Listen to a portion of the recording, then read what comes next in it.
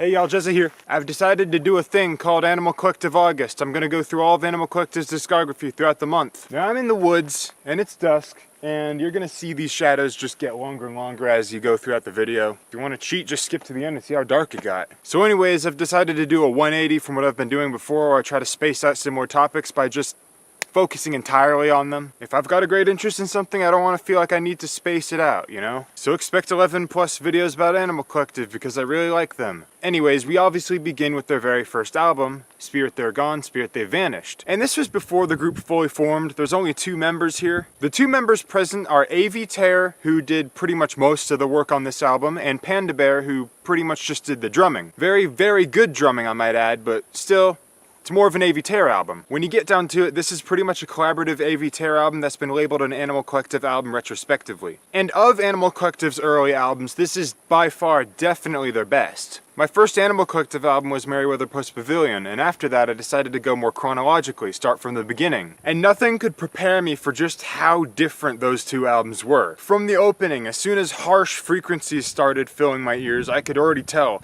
this band has gone through a lot of progression. I was actually so bewildered by the music I was hearing on my first listen that it inspired Onion reviews. I wanted to make videos that really captured initial experiences with music because sometimes you're gonna want to look back on that, you know? The problem with that idea is that this kind of album is 1 in a million. You don't always come across albums that just shock and wow you because of just how out there they are. This album can best be described as freaky, but in a really loving and compassionate way, which is probably why it got me so frazzled on first listen. A lot of the themes that run throughout this album have to do with nostalgia and childhood and growing up and looking back. There's numerous moments on this album that are just really unsettling or uncomfortable. Whether it's a wall of harsh noise that comes out of nowhere, whether it's this weird abrasive screeching, or it's these high frequencies. And it's all juxtaposed by very fantasy-evoking, lullaby-esque songs. In the loosest of definitions, you could call this noise pop, but that doesn't really define what it is. It does get very melodic, it does have a folk-like texture to it, and almost half the songs have these very abrasive electronic qualities, but none of these qualities define the album as a whole, and because of that, it comes off as a very unique sound. And that's a reoccurring theme with Animal Collective. A lot of their stuff simply doesn't sound like anything else. People may try to imitate aspects of their sound afterwards, but they never do it fully. They can never quite nab it 100%. The album overall kind of feels like a childhood nightmare. One thing I really love about this album is that it really highlights something that we often forget about our childhoods. When you're young and you don't know too much about the world, a lot of things can come off as very disturbing or scary. And as you grow up, you kind of lose that because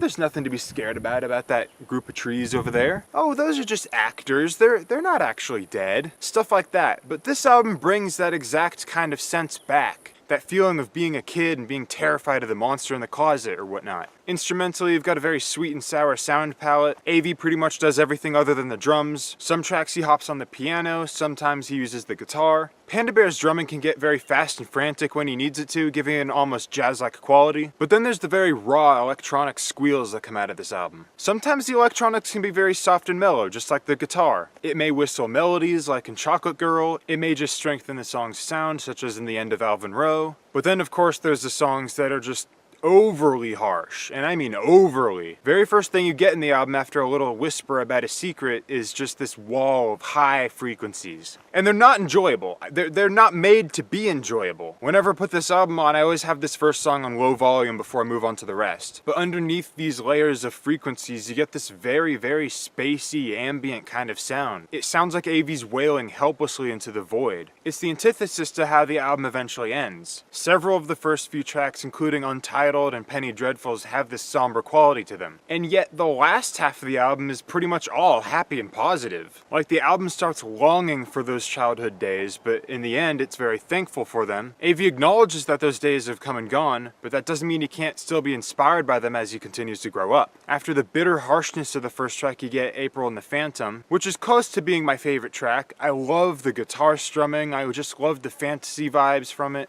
It starts with a really strange jingle before going straight into this wall of harsh noise. And after that, you're just off on this journey. Very evocative lyrics, this weird whistle quality to the electronics. You get a lot of that frantic drumming I was talking about. After the song burns out, you get Untitled, this really weird instrumental. It's essentially several piano loops placed underneath these squealing electronics, and as many people have noted, these electronics really bring to mind a crying baby. Like it literally is a harsh noise lullaby. Penny Dreadfuls is a slower piano-driven track. It slowly builds up in intensity. It's got a great climax to it. Nothing harsh about this one, it's just a really beautiful song. Untitled and Penny Dreadfuls back to back really emphasize how different the sonic landscape can be. Even when it is the same two instruments that prominently guide these two tracks, the piano and those electronics. Then you get Chocolate Girl, which is also one of my favorite tracks. An absolutely lovely song. It's got two distinct halves, and both halves have a very strong melody. There's several instrumental switch-ups with the guitar and whatnot. The latter half has this kind of looping mantra with Panda's drumming becoming more and more intense until it ends. Last half of this track really showcases the drumming. Everyone's whistling is kind of a throwaway interlude, but it's short.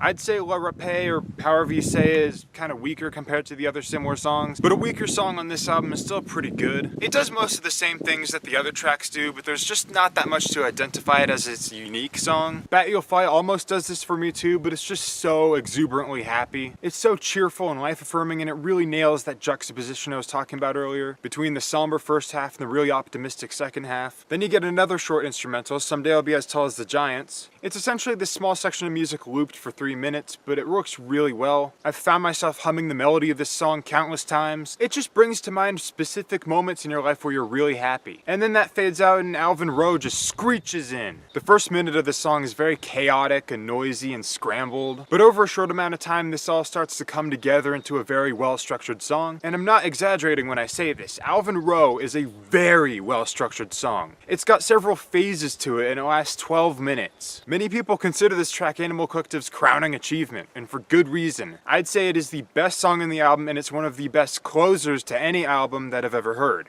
It's very upbeat, it's piano driven in pretty much every section. Every section flows into each other perfectly, and it feels so natural. It does not feel like a song that someone barely 20 made. I'm about to be 21, so Avi was pretty much my age when he made this. That blows my mind because it's like everything that they did after this almost pales in comparison. So musically it's great, but then lyrically it's the most rich song on the album as well. Lyrically, it perfectly embodies all of the album's themes, pretty much being about the observations of another young child growing up. I don't think I can do this song and its lyrics service by trying to describe them, so I just recommend listening to it, reading along to the lyrics. And with that, you've got one of the best debut albums from an artist that doesn't really go back to that sound really ever again. This album's just so adventurous and weird and mystical and thought-provoking. It can be very striking and in your face, but not to any bad measure. Even if there are some moments where it does cause my ears some pain, it's done to a very effective approach, because it perfectly conveys these themes of nostalgia and childhood. And it sounds like nothing else that I've heard, so I'm perfectly fine with it. And with that, you've got the first of Animal Collective's many gems. Tune in next time with Harsh Frequencies Gone Wrong. I have a Discord, it's pretty funny. Hello y'all, and welcome to Camp Jezza.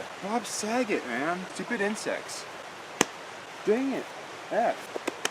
The shadows will get longer. I'm gonna get more mosquito bites. Right, there are way too many mosquitoes there, so obviously I didn't use that. Oh my gosh, get away from my camera.